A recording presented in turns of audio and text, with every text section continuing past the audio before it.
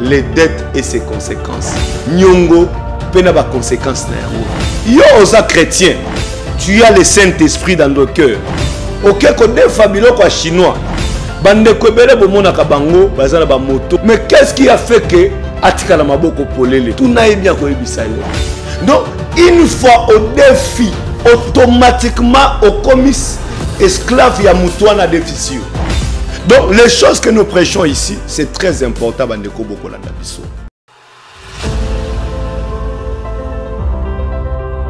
Tikate nzambe apambola bino nyonso. Balandi nyonso ya émission La Fontaine. Laisse que le Dieu de grâce et de miséricorde puisse vous bénir ce matin. Laisse que le Dieu de la Bible puisse bénir vos âmes. Et vous qui attendez la seconde venue du Seigneur Jésus, que Dieu puisse bénir vos âmes. Et vous, l'épouse du Seigneur Jésus, que Dieu bénisse vos âmes. C'est votre émission La Fontaine. La Fontaine est une émission qui vous aide à comprendre un peu la parole de Dieu. Laisse que Dieu puisse vous bénir. Moi, c'est votre serviteur Philippe Rissassi. Nous sommes sur le tabernacle d'Enfable Reste à la commune de Limete, sur l'avenue Bouende numéro 20, de Biscato Zalakawana. Donc, l'adresse Nabisoïza Nasiwana. Donc, les émissions Nabino, La Fontaine des Bandits, Nabi Kebatoazo, Benge Belé, Mituna Pesé et Belé. Mais, toko essayer de répondre tout au long de l'émission Nabiso. Mituna Nabino. Yambo teto ban émission Nabiso. Nako sepela teto l'ensemble Nabino. Hein?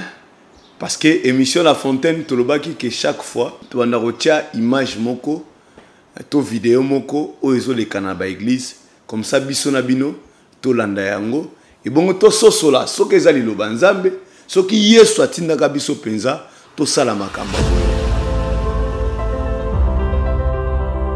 Wana bozomo nezali prophète nzamba lobeliye, il faut batubaya bafukama ma asukola makolo na ye et puis batuba zwa mai wana eza mai pakolami ne ko fungola bango ba vie ne ko fungola bango ba bomoy asukoli makolo na ye atiango na mutu ya mwana mwasi botala bino moko prophète ale ye wana zo sukola elongi na ye mai na ye sopaneli serana serana sopaneli elongi tala nde bazo sukole asukoli mai wana ezo simba ndeko wana ya mobali yango ndezo longole bilakeli mabe ezo longole botutu. En tout cas, je ne sais pas tozo kende wapi. Tozo kende wapi. Tozo kende wapi. Est-ce que maï koko peto la moto? Est-ce que maï c'est le sang du Seigneur Jésus ne sukolaka? C'est le sang du Seigneur Jésus ne petolaka, ne longolaka botutu. Tala mwana mwasi wana na mwana pe afukami, hein? Botala na mwana afukami. Mama zui pasteur azui makolo na tie na mutu mwana mwasi. Asukoli makolo na ye na mutu mwana mwasi. Na elongi na ye. Tala ye moko na pasteur prophète azui atikisu kebele. Oh Bible dit que il est honteux pour l'homme de porter de longs cheveux. Donc esa Bible lobi il est honteux pour l'homme de porter de longs cheveux. Botala prophète kuna nengazo sukola makolo a sukola longi mai wana ndezo longola bilakeli mabe selon ndenge nzamba lobela kiye ki asukola makolo na mitwa. Donc atie makolo na mitwa bandimi azo sukola makolo na mitwa bandimi azo sopela mai botala nenga ko pepo mwana mwasi wana botala nenga ko pese baiser na mutu. En tout cas bino moko na sengla ba technicien wana bozong sangwata deux fois bomoni ndenge pasteur azo baiser mwana mwasi abatu na mutu pasteur. Vraiment na ebité toko tozo kende wapi pe toko suka wapi tala nenga zo sakola tala donc ba genou na toute une autre mwana mwasi to ebité ata bino ba tozolo ba ke pasteur Philippe azam tala frère wana alors merci Seigneur frère wana va fukama botala ne wazo sukole makolo vraiment na ebité tozo koma wapi tozo suka wapi bandeko na ngai. Je pense que bino so bozolanda image oyo bozolanda yango botala ndenge azo fukamisa bato na bandeko mibali to ebité tozokoma wapi bolanda na biso pasteur azui makolo na ye atie na makolo na mutu ya mundimi azo sukola mundimi makolo. Vraiment nzamba pa mola bino na bililingi wana bozolanda vraiment bino moko bozomona makambo yo komi na bakati ya église. Bongo na ebité soki ngamoko nazo mituna. Est-ce que Dieu a copé sa conduite à boy na ebité et puis na ndimité? Parce que na ndimité que nzamba a copé sa conduite à boy. Que pasteur a sa tina moi si abatu business na mutu. Peut-être moi mbanela tikala copé sa business na mutu te. Mais pasteur, prophète a copé sa business na mutu. Na ebité comment on a un prophète? Comment on a un tiki soukebele? Bible le dit qu'il est honté pour l'homme de porter de longs cheveux. Donc ils a sonné pour na mobali azana soukebele. Donc ne Bible le dit. Et ils a l'autre aux amundele. Bible le dit qu'il est honté pour l'homme de porter de longs cheveux. Donc on a ne Bible le dit. Bomoni binomoko na image wana comment prophète azo sukola makolone na mito bandimi ache mundimi afukami ache makolone mibale asukoli makolona e mai wana ndezo sukola bandimi mai na ndezo petola bandimi. Or c'est impossible, laisse-moi vous dire, que Nzambe apesa conduite à bongo et pasteur azui ache makolona ya zo sukola waneza bonganga bandeko bokolanda biso na télévision boyeba que Bible dit que na mikola suka dans les derniers jours les gens abandonneront la foi, s'attacheront na ba doctrine ya ba démon et ils vont s'attacher aussi aux esprits séducteurs. Toi qui viens en Jésus-Christ okoko kozala Paul alobi que mutu moko te azala proie ya pasteur moko koninga teke oye na christianisme okoma bilei ya pasteur moko koma proie ya pasteur moko tolanda na binoat pasteur moko na ballon soka beti boy bandimi bakoy soka beti boy balakisa biso na makomi. Je pense que bandeko bokolanda biso tozo ya awa pona kosunga bino pona kosunga milema na bino. Soko za na kati église o ba pratique boye ezali bima. Pratique église o ba osenga bino mungwa, ba osenga mai, ba osenga fiche opesa mongo consultation, eza hôpital. De l'église musupo kutana pasteur kutana prophète, il faut fiche biloko bongo. Toutes ces histoires là, soko za na kati église o eza bongo comprendre déjà que ba église wana basi ba abandonner foi. Bakoti na ba doctrine ya ba démon pe bakoti na ba doctrine ya ba séducteur ya ba pengwisi. Yesu atinda biso te to tcha tu mungwa. Yesu atinda biso to tcha mai. Yesu atinda biso to sala ba jita. Yango to senga bandeko bozo landa biso bomoni ba pratique ezozala na kati ya ba église. Soko ke na kati église mafuta nzoyi ebimisaka kindoki te to huile d'olive et si les saga kindo kité et si les saga malade ya ndekete et si les saga malade ya ndekete bandeko nanga boko landa biso. Donc tozoya awa pona kosunga bino Yesu atindaka biso to pakola bato mafuta nzoyi te to pakola bandimi tozi mafuta ya huile d'olive to sangisi yango na mungwa bo sangisi yango na mai bo sangisi yango na parfum wana eza kibonganga. So za na kati église o bosala ba pratique bozo mona oyo eza kibonganga bola kisanga place Jésus bengana ka milimo moina power les démons babimaka kaka na kombo na kolo Yesu Christ. Il y a un seul nom qui est au-dessus de tous les noms, c'est le nom du Seigneur Jésus-Christ. Donc tikate Nzambe apambola bino ba numéro na biso zawana mituna sokoza na yango o tindeli bisango na WhatsApp na biso toza pe na chaîne na biso YouTube soko betika ka pasteur Philippe Risasi to betika pasteur Risasi Philippe et comme miso ba prédication na biso nyonso na ba émission na biso nyonso oyo rataka soko landi yango nzamba ko pamolo komika ka pasteur Philippe Risasi to pasteur Risasi okoti wana okozwa ba émission na biso nyonso rolandango atoza libanda mboka okolanda yango tika tenzamba pambola bino yango toteaka bino que le choix d'une église C'était important pour toi les choix d'une église. Parce que Branham a prêché prédication momba les choix d'une épouse. Nakati wana lobeli les choix d'une église. L'église c'est très important mon frère. Botala lelo bazote abino idolâtrie. Comment vous comprendre vous détecter ba faux prophète? Comment vous détecter ba faux pasteur? C'est lorsqu'on va vous prêcher l'idolâtrie. Aujourd'hui on ne vous prêche pas l'idolâtrie. Nazotala na no bato balataka ba Nike. Ngamoko pe na lata Nike. Est-ce que un bon pasteur a koyebisa bino origine Nike? Nike ezana nini? Bakoyokanga ngai. Bakoyokanga ngai. Nike bazui ko mwana wapi? Na DS Nike. Hein? Nike betata na Google sikoyo. Betata na Google siko ka neozolanda ngapa. Betaka na Google sikoyo. Hein? Beta Nike origine ya no ya Nike. Beta yango. Batira yango wapi? Batira yango na DS grec Nike. DS à victoire pe à vitesse. Landa. Yango c'est pourquoi Branham Abi, nous avons besoin de bons pasteurs, de prédicateurs qui nous mancher, monter. C'est pourquoi il faut avoir l'église où on vous enseigne la totalité de la parole. Ce n'est pas qu'il est venu, il n'est pas encore venu. Donc, il est venu. Oh, idolâtre, continue l'église et botina misisa. Et botina misisa. Luka église oyo, oba kote ayo, obo konzali kolo. Oba zo te ya bino lo banzambe na mobimba. Oba pasteur azo bemba binote. Yango boni ke biso to enseignaka bino a na télévision les choix d'une église. Botana no Versace. Les chrétiens, beaucoup de chrétiens aujourd'hui portent les habits de Versace.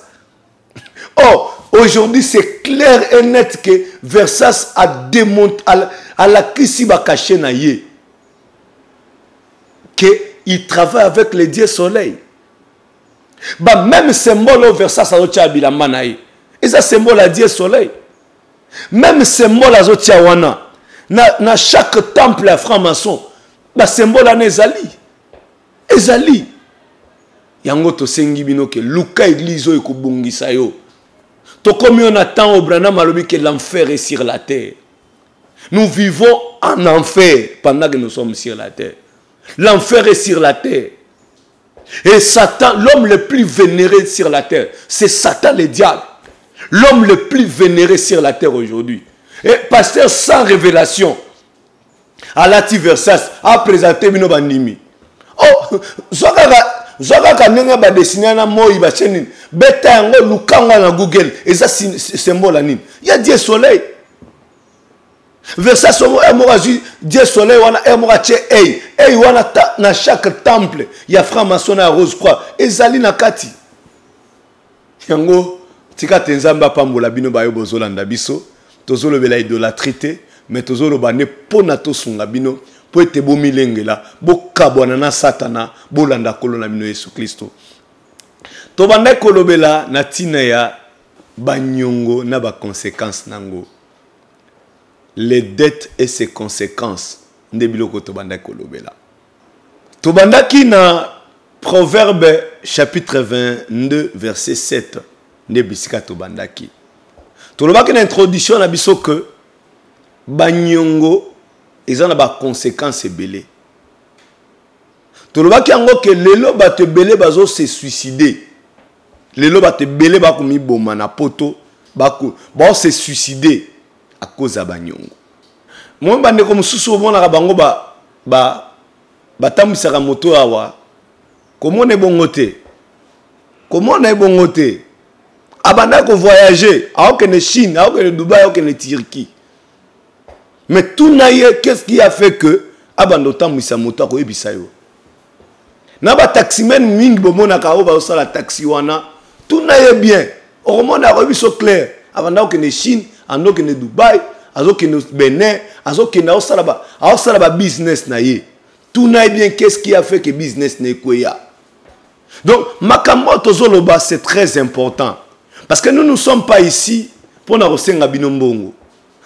Nous ne sommes pas ici pour te sabino, loba fire 3 fois. Fire 3 fois. Aux solutions, non. C'est du mensonge. Nzambaza garçon de course na bisota. Frère Branham a dit que Nzambaza garçon de course na bisota. Aza petit na biso bitindata. Dieu c'est notre Père, il est aussi souverain. Il fait ce qu'il veut. Père Salaka Makamunae na ngongo yalingi. Bien que nous sommes ses enfants, à des fois nous lui demandons aussi, mais il n'est pas notre garçon de course.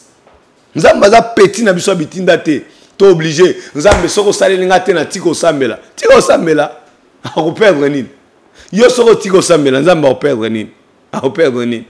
Nous avons soka no, o pesinga libala te, na tiki nanga ko sambela, tika ko sambela. D'ailleurs au départ tu na au banda ko sambela ta. Parce que yo zo linga nzambe ka po soka pesio. Soka pesio to ko linga ete. Non. Nzambe azana po sa bato ba ko linga e. Na pasi pe na bisengo yango ne christianisme bana ote akala christianisme eza okolinga nzambe na pasi na bisengo na tangwa pasi ozanaye na tangwa bisengo ozanaye na tangwa malili ozanaye na tangwa moto ozanaye bande kobele bomona ka bango bazana ba moto bande kobele bozomona comment ne bongote amata ba avion à plusieurs fois mais qu'est-ce qui a fait que atikala maboko polele tout na bien ko ebisa yo batulu mingi lelo babanda ko vanda na bagombe awa babanda ko vanda na bakomina Kinshasa Barumbu Kasavubu et tout consort mais lelo ba se retrouver na Mpasa lelo ba se retrouver au vanda na Maluku nanda ko mo vanda ya Bikok oyebite pourquoi kenda kuna likambo banyongo to kolobela oyo likambo banyongo eza très important bande ko ngai yango nazo bondela ke nzamba tinda basali na ya solo nzamba tinda basali na solo bakote ya batu o bakote ya batu ba eba nene bakota monansa moyo oyo o bakote ya batu ba mi bongisa o zate ke église est comme la poubelle chacun vient il fait ce qu'il veut donc yaka na yo kaka mais pesa kana moko na pesa kana yo dimina yo pesa offrande na yo mais lata na yo nengo lingi lia na yo nengo lingi tambola na yo nengo lingi sala na yo lingi sala sa donc nyonso. Donc les choses que nous prêchons ici c'est très important bandeko bokolanda biso de dettes ses conséquences bato belé na poto ba komi boma likola banyongo to lo ba ka la fois passé ba chrétien basalaka tia mutu bakata te donc business au PC 50 000 ba yeko zonso 70 000 non basala ngote to lo ba ki ngo ba chrétien ko pa bongo basala ka ngote donc business yo vanda no kaka o defisaka batu mbongo et puis na sima ba yeko pe so monga na pourcentage si tu es un chrétien il faut arrêter ça nzambe no alingi ngote o ko defisa batu mbongo na intérêt te makambo to koloba na kosenga ke bola nanga na bokebi bien que minute na biso epusani bola nanga na bokebi penza parce que c'est très important pour vos âmes totanga ki liboso na bino ensemble Proverbe chapitre 22 verset 7 Proverbe chapitre 22 verset 7 parce que bato bakondana kanga o yo tanga ka ba brochure olobaka makambo na brochure non na ebisaka bino pe Bible yango yo mutozo ngo ke no defa mbongo en tout cas na bondelo ko sala ngote ongo ke defa mbongo na banque en tout cas na bondelo ko sala ngote yoka Proverbe chapitre 22 verset 7 les riches dominent sur les pauvres et celui qui emprunte est l'esclave de celui qui prête. Donc ba riche bazo dominer sur ba pauvre pe mutu azo ke no defa aza moumbu ya mutu ya déficié.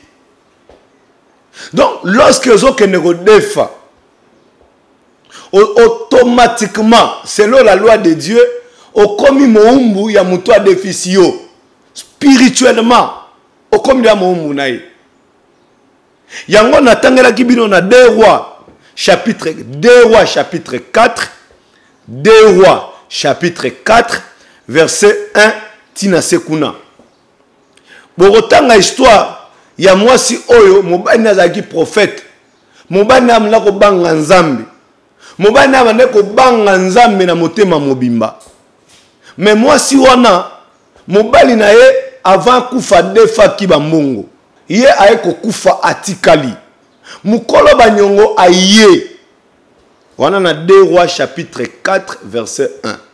2 Rois chapitre 4 verset 1.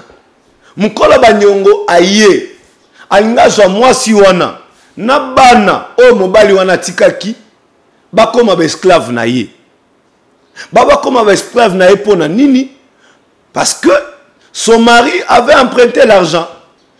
Mobali na ye akenda ko defa.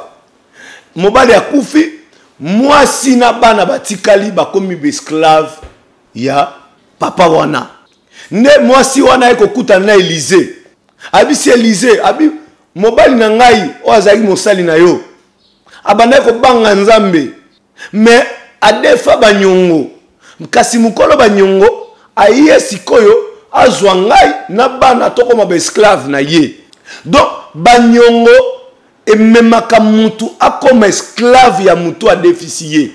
Yango faites attention avec des dettes. Donc thème na biso ezali les dettes et ses conséquences. Banyongo na ba conséquences na yango. Nde biloko tokolobela. Donc une fois au défi, automatiquement au commis esclave ya mutuana déficit. Au kolongwa esclavage yana quand lorsque tu vas payer cette dette ne au kolongwa na bomu wana. Yebisanga sikoyo. Yo mo Christo, toi un enfant de Dieu, le fils d'Abraham. OK ko defa mbongo na banque oyo na pesi exemple. Na banque oyo bakolo nango baza bato franc-maçon. Toi tu es un chrétien né de nouveau avec le Saint-Esprit dans le cœur. Et le resa nga pasi.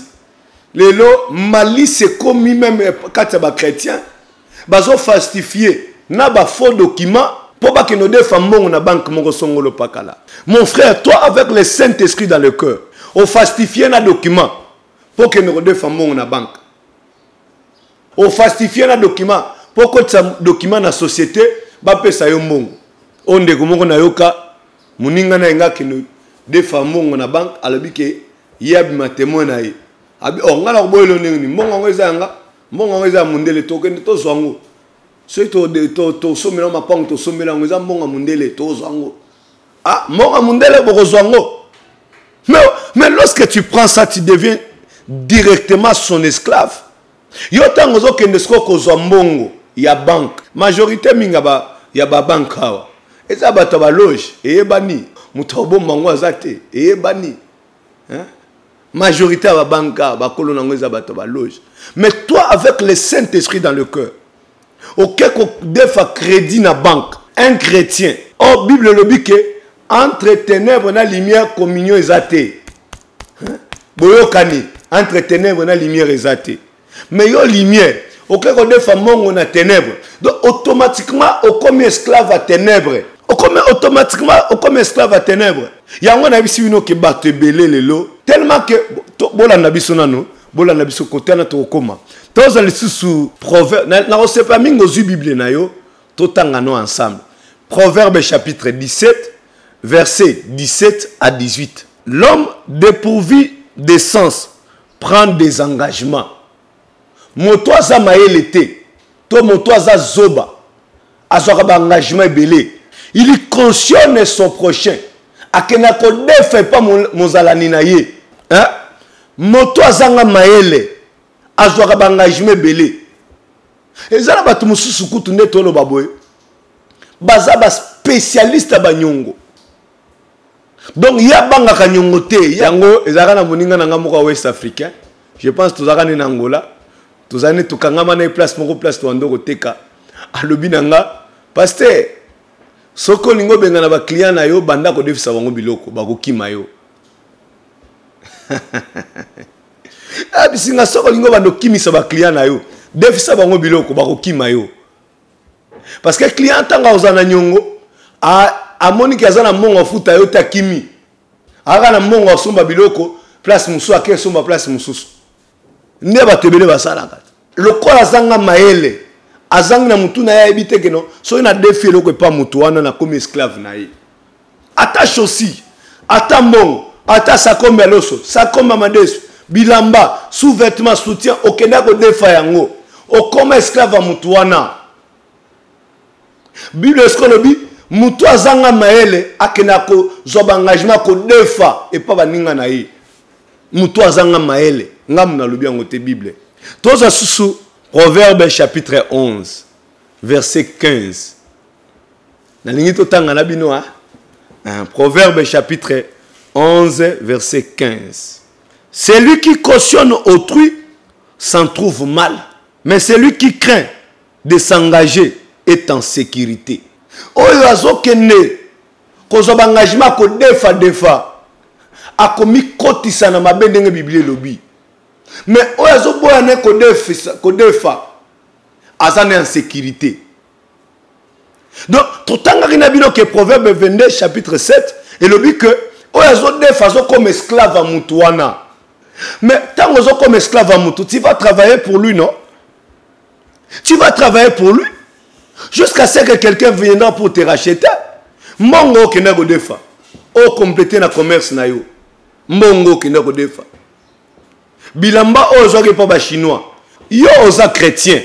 Tu as le Saint-Esprit dans le cœur. Ok ko de fa biloko a chinois. Mutu asambelaka Bouddha. Azala banzambe ne belé. O asambelaka. Nzambo a permettre à teka. Nzambo yango c'est pourquoi il faut ba pasteur toi enseigner biso ba pasteur toi enseigner bino l'idolâtrie. C'est par là que vous recevez l'attention. Tant le christianisme bandaka na mboka oyo Congo Zaïre à l'époque babane ko enseigner bandimi idolâtrie. Yango bandimi bazaki na bando sala attention na kolata bazaki osala attention va même na biloko kolia basalo sala attention na musala o bakobando kosala ba chrétien bando sa n'importe quel musala ta ba chrétien bando ko boya na misala mususu. Pourquoi? Parce que tellement que ba enseigner ki bango idolâtrie ba kotisa ki bango idolâtrie. Christianisme eza poubelle eta mutu aye na nzamba na taraja. Est-ce que bobi na taraja yozo ke no de fabilo ko pa ba indien baza na 300 millions de divinités pa na bango 300 millions na biso no sala ba recherche 300 millions de divinités. Bazana ba nataraja. Bazana ba shkar. Bazana banzambe ebele. Banzambe oya protection. Nataraja kutu nataraja, c'est un Dieu qui donne la puissance et le fait. Et en gros, je pense que ma pasteur ebele va travailler na nataraja. Un Dieu qui envoie le fait et la puissance. Indien ba bien. Tout na ka indien nataraja. Dieu nataraja eza manini. Tout na ko ebisayo.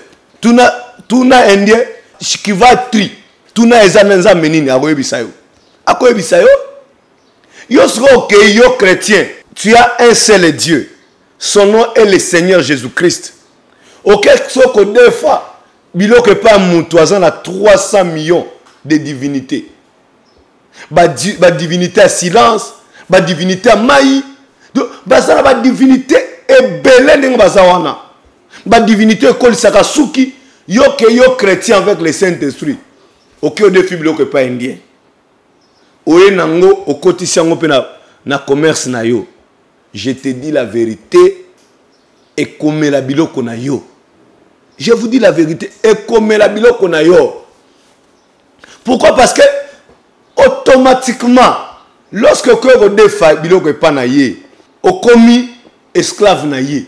Pourquoi ces banques ici bazo insister kaka o tokopesa au crédit au travailler nango boena boye tokopesa ba méthode oyo ko travailler nango oyo ko sala que yo okoma na mbongo ebele et tout consort ba yebi biloko bango ba ko salaka o banda okene Dubaï était mon frère lelo se retrouver maboko pa manenge nini apparemment notion wana pe ozoka ngate tokolobela bino makamba bali kelembawa tokolobela pe likelembawa tokolobela likelembawa mais tozana na banyongo mutu azo kota la banyongo Bible lobi ki azo misala mabe mais azo boya ko banyongo azo ako vivre na sécurité tout na bato ba defa ba mongo na banque ndenge so comme na fin du mois téléphone comme ko sonner mutu azo suna kimiate ba chrétien na on peut sabino conseil travailler na 1000 francs na yango ko convoiter 10 000 oyo eza na banque te ko convoiter 20 000 dollars eza na banque te travailler na 1500 dollars ya yo que ozo 20 000 na banque et koya ko mela 1500 na yo wana je te dis la vérité Peu importe ma formation, tu vois, tu vas travailler comme ça, et tout, et tout, et tout.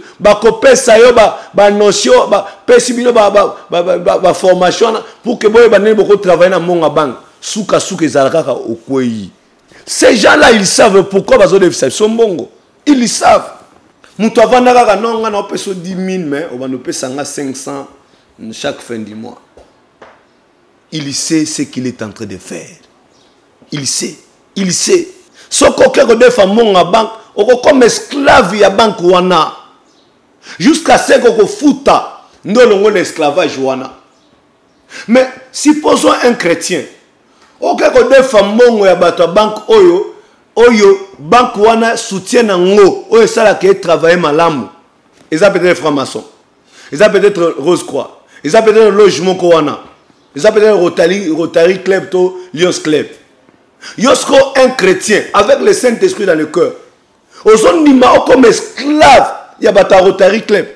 Mon frère et ma soeur, je pense qu'il est temps maintenant de tout abino bosolo. Ngana za atena bisayo ke jwa mai cha na télévision non. Je vais t'aider pour ta marche chrétienne. Je vais t'aider pour que tu mènes à piège à diable. Condimate comme esclave, l'icône qui est de Dubaï. Ou comme esclave, il y a banque moko. Pour comme magasin, au magasin la ville, on n'y a comme esclave à Moutou. Attends, Jésus, bah Yuda, bah Ibsaki Yesu. Yesu a ici, bah on besoin d'esclave. Ibsaki Yesu clair, bisoban Abraham, tout ce cas-là, aux esclaves à Moutou. Le chrétien ne peut pas être l'esclave d'une personne. Il doit être seulement l'esclave de leur Seigneur, le Seigneur Jésus-Christ. Mais tout le barango que mon Seigneur nalinga le lubini kolo nangai. C'est seul Jésus qui doit être notre Seigneur. Ce n'est pas des banques qui doivent être nos seigneurs. Ce n'est pas Moutoumoko boye sengala comme kolo na yo parce que soro comme esclave à Moutou, yenda comme kolo na yo. C'est lui qui va commencer à décider sur ta vie. Pour la mbongo, c'est lui qui va décider. Yo ok ko so mbongo pas biloko pas ouest africain. Yo ebi ouest africain na makam. Bon, je ne suis pas un homophobe. Peut-être beaucoup quand ça que non, nengazolo baboisa homophobe non. Moi je suis un prédicateur, je prêche la parole, je suis en train d'aider le peuple du Seigneur. Oyebite ouest africain wana avant ya ba cérémonie ni basala ka epana bango. Parce que lorsque ces gens-là viennent ici, parce que j'ai beaucoup des amis de l'Ouest africain, ils m'ont souvent dit que pasteur, bino travaillera pour bino moko, mais nous lorsque nous venons ici, nous travaillons pour la famille. Mais muto ko travailler pour la famille, ba travailler. Yoskozi o kenda kapede o teka na kato na Louvre et tout comme ça, au cœur des fibilo konaye. Automatiquement, tu deviens son esclave. Tu deviens son esclave, mon frère. Yango nzamba sungabino, nzamba sungabiso nyoso, bao bokolanda biso. Bible dit que mutu azangi mayele, ndeke na komi kotsa na banyongo. Mutu azangi mayele, mutu azangi mayele. Mutu azangi dépourvu de sens. O azangi mayele, ndeke na komi kotsa na banyongo. Mais on a vivre dans la sécurité. Christianisme est wana. Ozana nyongo a régi des eaux, ozolingo futate, aux esclaves a régi des eaux. Ozana nyongo snel, ozolingo futate, un chrétien doit payer ses dettes. Un chrétien. Bisoto ebi kibo klisu avant mutozo baptême. Tant ba tourner parmi babilo ko facha en ordre. Na ba nyongo pe to ndo tanga ngona kati. Na nyongo mututel. Ba ko bisono kendo ko singa mutuana pardon yebisa ke no so no zimbongo okofuta ye zo vraiment mokano ke so ko zimbongo okofuta ye kendo singa pardon ne christianisme e bandaka bongo melele ko mikaka so balingi Yesu pumba likolo pumba ale kulumoka ale akitaka na se amataka likolo akitaka na se donc ne ngwana batwa comme l'église. Comme mettre vie en ordre, que naïba qui chemise à battre, n'a que ne rozongisa, ou alors battre à le souter. ke na kokwea na mwasi na kosenga mwasi na nga pardon so na sengi yango libala na ngezo kufati bana na ngai mais tant no sala ngo tu avais le courage hein? Le christianisme c'est la restitution kozongisa nde christianisme na ibakelo ka mutu fona zongisa c'est ça le christianisme et bandaka ne wana e bandaka wana mais lelo komi ka allez power mutabama na se nabimi na ke oui nous croyons que Jésus avait promis que ils chasseront les démons. Oui, nous croyons à ça. Mais nous croyons aussi que les gens doivent se repentir. C'est ça le message d'Abraham. La restitution. Frère, tu vois le téléphone d'autrui. Frère, engagé aux iba téléphone. Non. Aux iba. Frère, engagé. Ce que c'est pas un salaire. Pour conserver vie éternelle. Boyoka na salaire. C'est clair. Mon frère n'a pas salaire au Tchelinga et Kokokate. Tamie na kende. Ke au vivre na muyipi. Zamba pambola bino ba yo nyoso zolanda biso. Donc, Bible lobi que oya zangi maele ndake na komi kotsa na banyongo. Yo ozangi maele zo ke na komi kotsa na banyongo, ya muto yebi etadam na été. Bien, oui, c'est votre frère à l'église, non? C'est votre frère à l'église. Oui, c'est très bien. Mais est-ce que tu connais son état d'âme? Il a beaucoup d'argent. Non, il m'a dit qu'il peut me prêter l'argent. Comme ça, je vais travailler. Je vais rembourser 12 000 et tout qu'on sort. Donc, yo moniga 12 000. Mais conséquence, c'est quoi? Toi, tu n'as pas vu ça. Batumusu bakima bana na bango likola banyongo. Batumusu lelo a se retrouver na bandundu likola banyongo. Mutumusu lelo a se retrouver moi na musana Congo Brazzaville likola banyongo. Des dettes à ses conséquences. Yebisanga okeko defa. Bible dit que mutu a défi a comme esclave à mutu a comme esclave à mutu a déficier. Aux esclaves ce quoi mutu a na sorcellerie. Pour bima na esclavage wana, tu dois payer cette dette. Et c'est ngalo futa nyongo wana. Je pense que ngongana biso et pusani émission comme manasuka yango to bisibino ozana mituna ba numéro na biso za na siwana. So lingo mona biso toza na tabernacle d'un faible reste na Congo Kinshasa. Na commune à Limité, Funa quartier Ofitra na avenue Bwende numéro 20.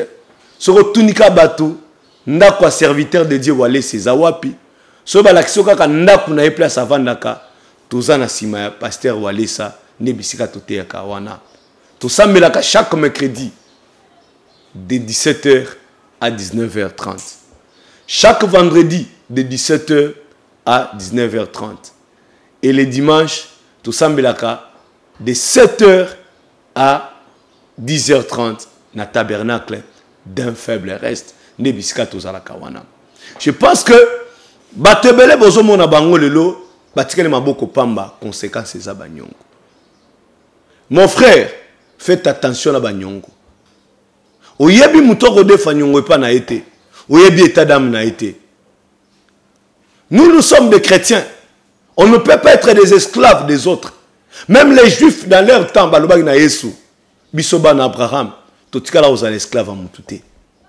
Oya zo defa zo comme esclave à mutwana. Ozana nyongo ndaku, o comme esclave à mukolo mulupangu. Na biso vérité. O comme esclave à mukolo lupangu. Soko monike ndaku wana ozoko kofuta te bima yango mon frère. Bima yango lukanda ko ya makoki oyo kofuta. Oui, tu es croyant, tu crois au miracle. Moi aussi je crois au miracle. Mais nous prêchons la parole. Tozo l'action zela oyo ko bimiso na ba mikakatano muso zana yango. Pourquoi misa no kweya? Parce que on a redé fabilo na Dubaï, ou de fabilo na Turquie. Yo zaka na fona yo. Mais tant on que de fabilo ko pa iranien. Yango ke melifon na yote. Oyo baka ngote. Yango ba nous les pasteurs sengeli toté abino bo solo et sengeli total sabino vérité pour être boy ba neni boko se débarrasser. Tem na biso ezalaki les dettes et ses conséquences. Nyongo pena ba conséquences na yango. Tikate nzambe apambola ba landi nyonso o balanda kibiso na émission na biso La Fontaine. Tikate grâce à nzambe za likona bino. Ozala bezo kuta na biso ba numéro na biso izawana. Okobenga tokopesa yo jour ya rendez-vous ko okuta na biso. Tikate nzambe apambola bandeko nyonso bakolanda biso et que grâce à nzambe za likona bino. Amen.